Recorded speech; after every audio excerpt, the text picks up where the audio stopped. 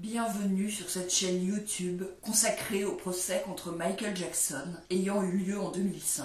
Sur cette chaîne, je résume le procès jour après jour en m'appuyant sur la retranscription du procès venant du tribunal de Santa Maria en Californie. Si vous ne l'avez pas déjà fait, je vous recommande fortement de visionner mes vidéos précédentes afin d'avoir une vision précise du déroulement de ce procès et de prendre connaissance de l'ensemble des informations. Dans la vidéo d'aujourd'hui, je vais résumer le déroulement du procès le 20 avril 2005, 35e jour du procès après la sélection du jury.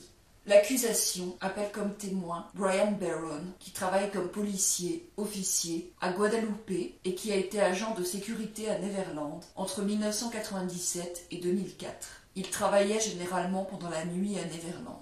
Il y avait entre 3 et 4 agents de sécurité à Neverland la nuit, et même chose le jour. Le procureur montre à Brian Barron des registres de Neverland sur lesquels sont notées les entrées et sorties des employés et les arrivées des visiteurs. Il dit qu'il connaît Frank Cassio. La famille Cassio était amie avec Michael Jackson et Frank Cassio est devenu un employé de Michael Jackson. Il dit que Frank Cassio était souvent à Neverland. Il dit que Vinny était un ami de Frank Cassio et passait parfois la nuit à Neverland. Il dit qu'il a déjà vu Mark Schaffel venir à Neverland, qu'il venait 3 ou 4 fois par an. Il a rencontré Dieter Wiener à Neverland. Dieter venait parfois à Neverland pour quelques jours et repartait. Il dit que les enfants étaient bien traités à Neverland, faisaient ce qu'ils voulaient. C'était un endroit amusant. Il se souvient de 3 garçons adolescents de Los Olivos qui venaient parfois à Neverland et les décrit comme ayant un comportement destructeur, jetant des œufs aux employés ou cassant des voitures de golf. Il dit que Violette Silva était la chef de la sécurité à Neverland. Il dit qu'il y avait un tableau sur lequel les agents de sécurité notaient des informations et directives concernant les invités à Neverland.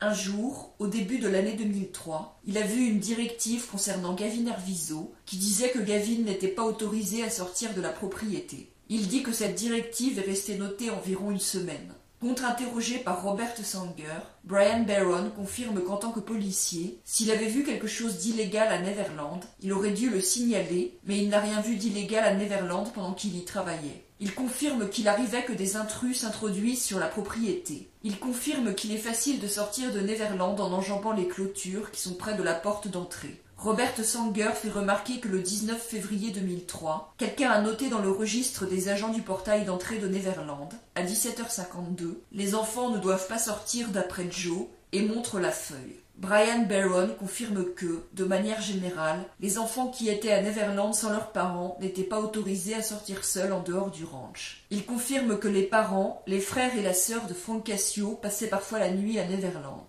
Il dit qu'il voyait généralement Vinny quand Frank était là, et Vinny a commencé à venir vers 2002. C'était un visiteur plus récent. Dieter a commencé à venir aussi vers 2002. Il confirme qu'il a déjà emmené des membres de sa famille à Neverland pour les Family Days qui étaient organisés pour les employés. Il confirme que des enfants malades et défavorisés visitaient Neverland, même en l'absence de Michael Jackson. Il confirme que toute personne travaillant à Neverland était là pour répondre aux demandes des invités aussi favorablement que possible. Il confirme qu'il y a 2 écoles à proximité de Neverland qui étaient en activité en février et mars 2003. Il dit qu'il a dû parler 1 ou 2 fois à Janet Arvizo au téléphone, mais ne se souvient pas d'avoir eu d'autres contacts avec elle. Il dit que Janet avait accès à la maison principale. Il n'a rien observé permettant de conclure que Gavin Estar ne voulait pas être à Neverland.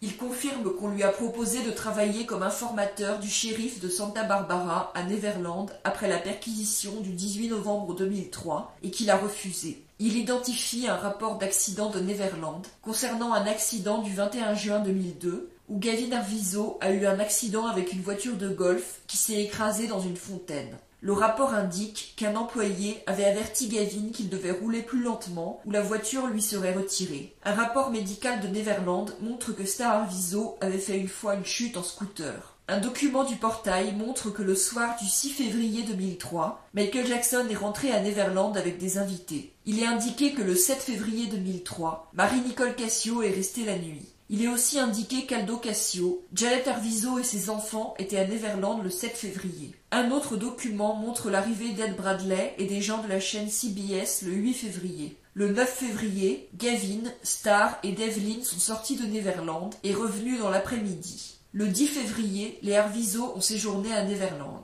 Le 11 février, il est indiqué que Dieter Wiener a séjourné dans un logement pour invités et Janet Herviso dans un autre logement. Il est indiqué aussi que Janet Herviso est sortie et revenue dans la journée en voiture avec une employée du nom de Cathy Bernard. Ronald Konitzer a séjourné dans un autre logement pour invités avec sa femme et ses 2 enfants. Aldo et Marie-Nicole Cassio séjournaient dans la maison. Le 12 février, il est indiqué que les Herviso étaient à Neverland et qu'ils sont sortis à 1h38 du matin avec Jésus Salas en Rolls-Royce. Le lendemain, Jésus Salas revient à 9h08 du matin. Un document montre que les Herviso étaient là du 17 au 20 février, ainsi qu'Aldo et Marie-Nicole Cassio. Les Herviso sont sortis pendant cette période. Il est noté que les Konitzer étaient là. Le 19 février, des gens d'un fan club sont venus pendant la journée. Le 20 février, Aja Prior arrive dans l'après-midi avec son fils Dustin Tucker, en même temps que Gavin, Star et Devlin.